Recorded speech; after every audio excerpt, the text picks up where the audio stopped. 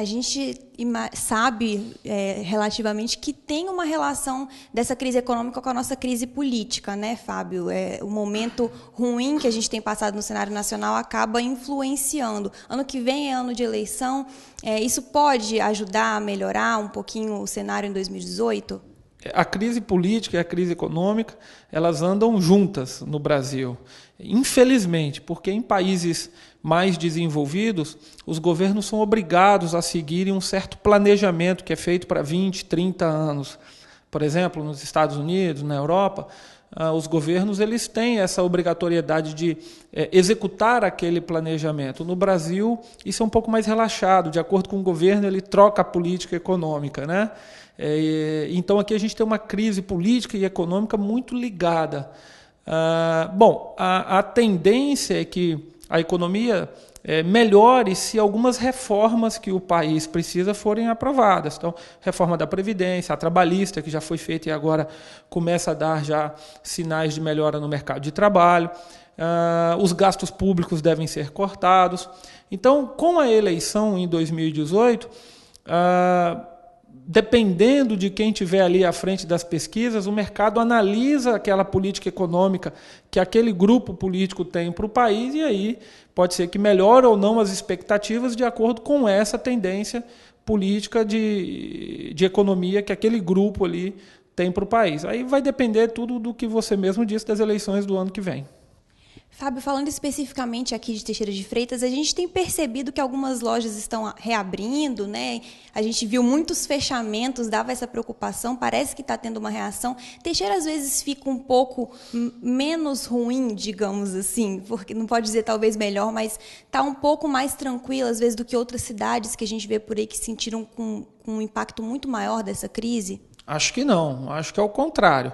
A nossa cidade ela tem uma base comercial muito forte no serviço, principalmente no comércio. Parece que não, mas comércio é enquadrado no setor de serviços, né? E como a gente não tem indústria, a gente não tem geração de riqueza, a gente acaba dependendo de que riquezas de outras regiões do país venham para cá para a gente aumentar a nossa base de riqueza. É claro, cidades, por exemplo, como, ou melhor dizendo, regiões que dependiam do petróleo, com a crise do petróleo, sofreram muito mais do que a nossa região. Mas, mesmo assim, nós sofremos muito por falta de industrialização. Então, eu acho que a melhora que você está vendo é uma melhora que vem com a economia nacional como um todo. É uma melhora bem pequena, uma melhora que acontece dado a expectativa um pouco mais otimista que os investidores têm para o ano de 2018. Isso faz com que as pessoas comecem a investir novamente, com bastante cautela, com bastante cuidado, e aí os pontos comerciais voltem a ser alugados. Se você parar para fazer uma pesquisa, você vai ver que, geralmente, esses aluguéis esses pontos estão sendo alugados novamente com aluguéis bem mais baratos do que estavam, mas é um sinal de melhora, né? As coisas vão caminhando novamente, entrando no trilho. Em 2016 eu ouvi um economista falar que a gente ia sentir realmente o retorno da economia brasileira em 2020.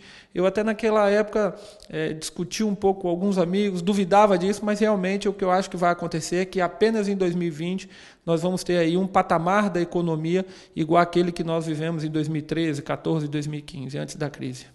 Enquanto isso, é ir tentando segurar as pontas, né, Fábio? Principalmente para quem é empresário, precisa manter as portas abertas, é tentar se segurar para, pelo menos, conseguir chegar do outro lado, né, quando a economia estiver melhor. É verdade, o momento agora não é de ter lucros exorbitantes, o momento agora é de se manter vivo, manter a empresa funcionando, manter o quadro de colaboradores empregado. A gente sabe que é muito difícil demitir no Brasil, pela burocracia e também porque depois é muito difícil contratar pessoas que você já qualificou, acabam indo para outras empresas. Então, o importante agora é manter a empresa funcionando, manter seu quadro de colaboradores o máximo que você puder, para que quando as coisas voltarem a melhorar, você já está preparado para poder viver esse bom momento da economia, que com certeza virá novamente.